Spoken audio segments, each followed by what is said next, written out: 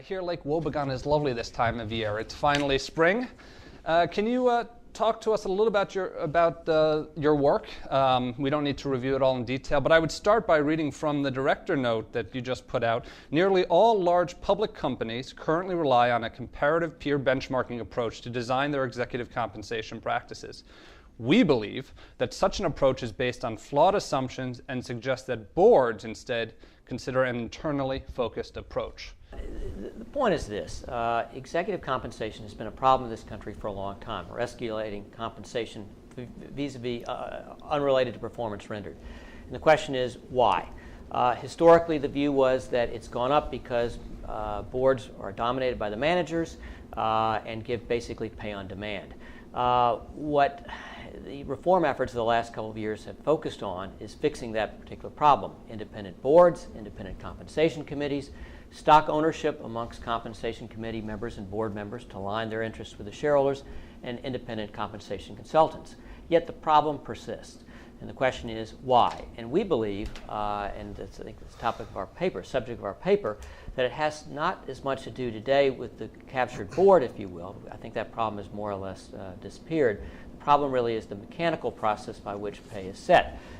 In this country, for a long time, pay is basically set by use of the peer group. In other words, a CEO's pay is set vis-a-vis the pay of other CEOs at comparable companies, known as peers. The notion behind this, obviously, is that CEOs can move, that CEO talent is transferable, and a CEO, if you don't pay them enough, will pick up and move somewhere else. If you look at most proxy statements and whatnot in discussing the peer group, they always say that the comp philosophy of the company is to attract and retain talent. Retain them so that they don't go somewhere else.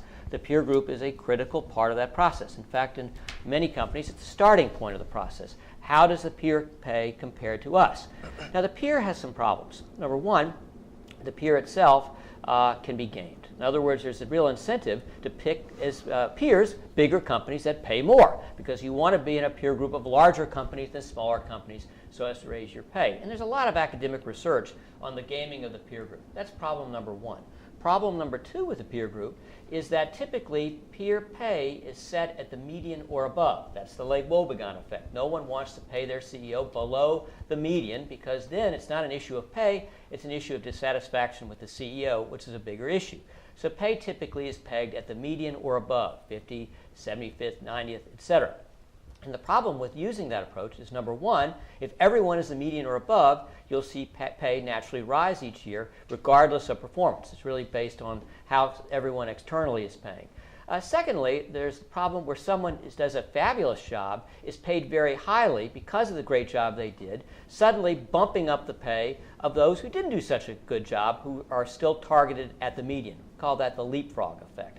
And to us, the problem with compensation is not so much today the captured board, but this heavy reliance on this very mechanistic peer approach, which everyone uses. The SEC requires disclosure of it. The rating services, voting agencies use peer groups in their evaluation of pay. And we think that that is the problem. It was actually very easy to put this claim to a test. They track CEOs where they are. It's not exactly hard to get the data. And when we looked at the turnover data, it was striking. Among the largest 1,500 companies over a period of about 10, 15 years, there were only 17 jumps of a CEO being at one company and within 2 years running another company as CEO. And although companies do hire outside, it was very clear that there was a sort of two sectors to the CEO market. There was a healthy, well-run company that was operating well and was successful, and they usually hired internally, and they usually hired people with a lot of experience.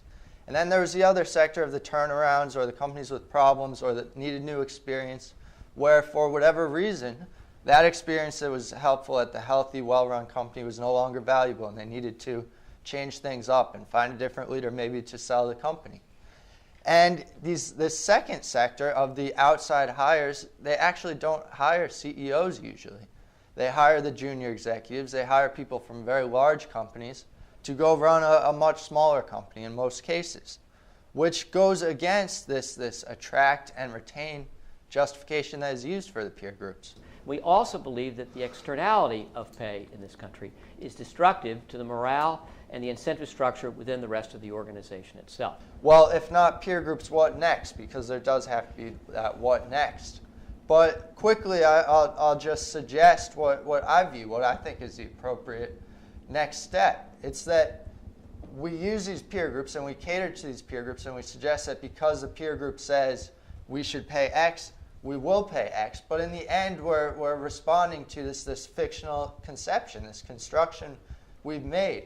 So I would suggest starting with something real. Start with what maybe the individual made before they were promoted to CEO, which has some relation to the enterprise and certainly was able to retain them before the promotion, and add a percentage based on the increased responsibility.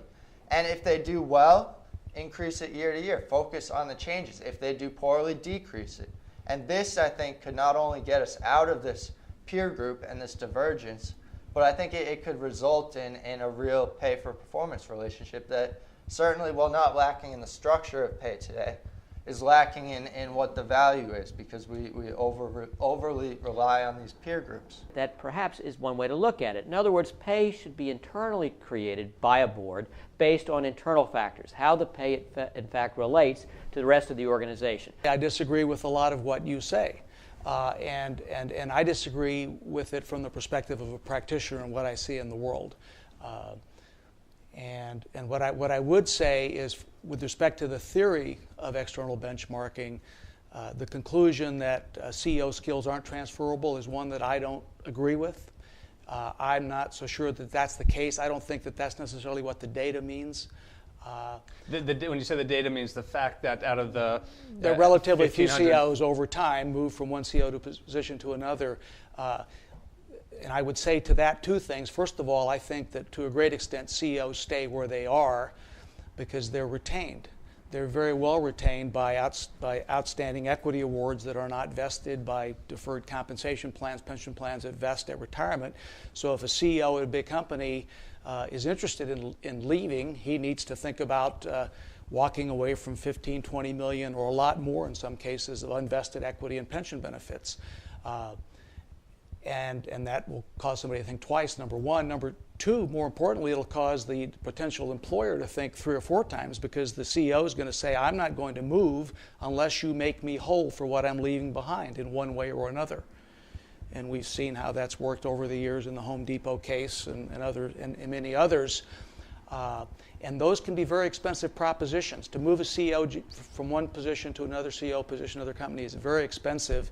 And I think it's highly risky for the boards that do that, because if it doesn't work out, you've paid this person a huge signing bonus, a make-whole grant in the many millions of dollars, and you have to write it off, and that's not a pleasant prospect. And as there's been more and more scrutiny on executive compensation and good governance practices since Sarbanes-Oxley, in the era of say on pay, I think boards are less inclined to do that. So I question the basic thesis. From a practical perspective, I don't think peer groups are a problem. I think peer groups are a data point and a factor in a methodology.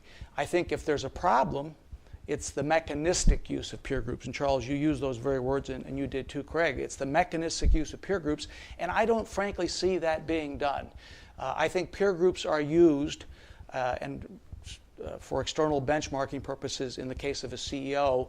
At the time you hire a new CEO, the new CEO will have his lawyer or his comp consultants or her lawyers or comp consultants do a check, the market check. Who are the companies out there? What do they pay? And get input on that, as will the hiring company. And that's a factor in setting sort of the market. But that's not the only factor. And I see comp committees and boards and comp consultants using those as factors, not as determinative. I will agree with you that 15, 20 years ago, when the CEOs controlled the comp process before compensation committees stepped in and took responsibility for it, which I think has happened at most public companies, the system was gamed. And it was gamed around peer group benchmarking, and it was gamed at picking companies that were not within the peer group, or not the real peer group, but the aspirational peer group. Pick a company that's 5 times as large as yours and say, your CEO should be at median, or worse than that, at 90th percentile or 75th percentile. Clearly, those were abuses. And we, in fact, I think, frankly, had compensation consultants that went from company to company telling the CEO, guess what, you were at 75th percentile 5 years ago, but we've visited all the other companies in the peer group in the meantime, and guess what, you're back at 25%, so let's kick it up again.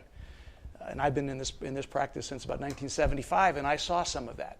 I think those days are gone. I think with the scrutiny on compensation and, say, on pay, we are seeing much less gaming. I'm not going to say no gaming, because I have seen some gaming even in recent years, but relatively little of it. Use of the peer group at the end of the process as a reality check is not all that problematic, but our concern is that we start with that, and I think that's the difficulty. We found is even good boards rely on benchmarking today, and I think that's the problem. We're all sort of been pigeonholed into this process, whether it was the SEC or the rating services and whatnot, that have sort of forced us into this convenient paradigm. And that's why I think it's time to sort of rethink our way around it. And it can be done. That was the DuPont example. In the end, compensation is critical, but it isn't always the only motivator of human abilities. It's part of it, and it's an important part. But where you get into this debate over, gee, I only feel worthwhile because I'm getting paid what someone else is being paid at a different company, is really, I think, misses a little bit of the point. Certainly it's a factor, and we suggest that there is nothing wrong with some sort of use of peer benchmarking, if you will, but at the end of the process rather than at the beginning of the process. We need to start with an internally developed program. Then you can look at, as a reality check, if you will, what someone else is getting. It's certainly a factor, but to be the dominant factor or the beginning factor is where there's a problem. I think peer groups are being better designed, more care and attention to them, more concern about whether or not they're being gamed. Why is this particular company in our peer group? Yeah. And we've seen many companies. At some point during the season, somebody will write an article of all the companies that have moved substantially their peer groups in positive directions, focusing on who's in their industry, who they compete with for capital and talent, have appropriate sizes, revenue-wise, asset-wise. Would you venture what multiple the CEO pay ought to be? I mean, are there political notions, egalitarian notions, wealth redistribution notions involved in any of that? I suppose we'll benchmark it.